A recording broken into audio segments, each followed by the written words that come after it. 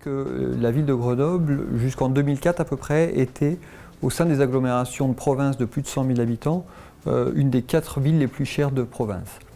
Elle est aujourd'hui, en 2016, et ce sera certainement la même chose en 2017, à la 16e place. Pour nous, notaires, le fait que les prix baissent et se corrigent, ça n'est pas un signal négatif. On le constate d'ailleurs, nous en reparlerons, parce qu'aujourd'hui, on a des dynamiques de marché et des volumes d'activité qui sont extrêmement élevés, probablement également parce que les prix se sont corrigés et que depuis 2009, ils sont à la baisse. C'est un scénario d'atterrissage en douceur auquel on assiste. Cette hausse des volumes d'activité, elle est très très largement soutenue par un phénomène très sensible qui est qu'on a des taux historiquement bas, des taux d'intérêt historiquement bas, qui permettent à beaucoup de ménages et à beaucoup de primo-accédants à la propriété d'accéder justement à la propriété.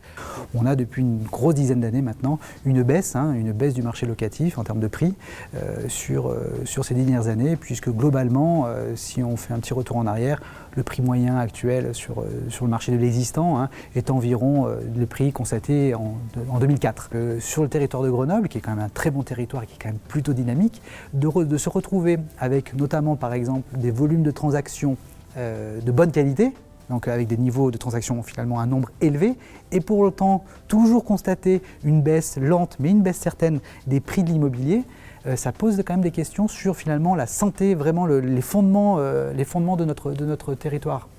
Si on reprend le marché au niveau du volume de logements qui est produit en logement collectif sur l'ensemble de l'Isère, finalement on s'aperçoit qu'on a des volumes qui sont à peu près constants sur 10 ans. Il n'y a pas eu beaucoup de changements, c'est-à-dire qu'on était il y a 10 ans à 2580 logements, on est aujourd'hui à 2130 logements. On est dans la moyenne des 10 années, qui est à peu plus de 2000 logements collectifs sur l'ensemble de l'Isère. Donc ça n'a pas beaucoup évolué, on est 17% en dessous en fait, de ce qu'on produisait il y a 10 ans. Voilà. Tout d'abord évoquer la production, l'offre locative nouvelle, un bilan plutôt dynamique au cours des dernières années, puisque 1700 logements sociaux ont été financés. C'est davantage qu'avant 2010 où nous étions sur une moyenne de 1450 logements. Toujours sur cette partie bilan, on parle régulièrement du logement social en parlant de la pierre, construction, réhabilitation, mais c'est surtout de l'humain. Nos métiers ont fortement évolué ces dernières années. Les estimations qui sont faites par le réseau associatif, mais qui ne sont pas contredites malheureusement, 3000 personnes n'ont pas de domicile personnel en Isère et sans doute 2000 dans l'agglomération grenobloise.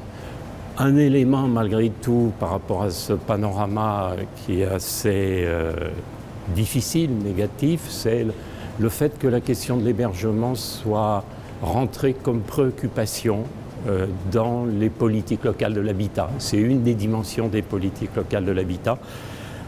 Il y a simplement beaucoup de travail à faire. Voilà.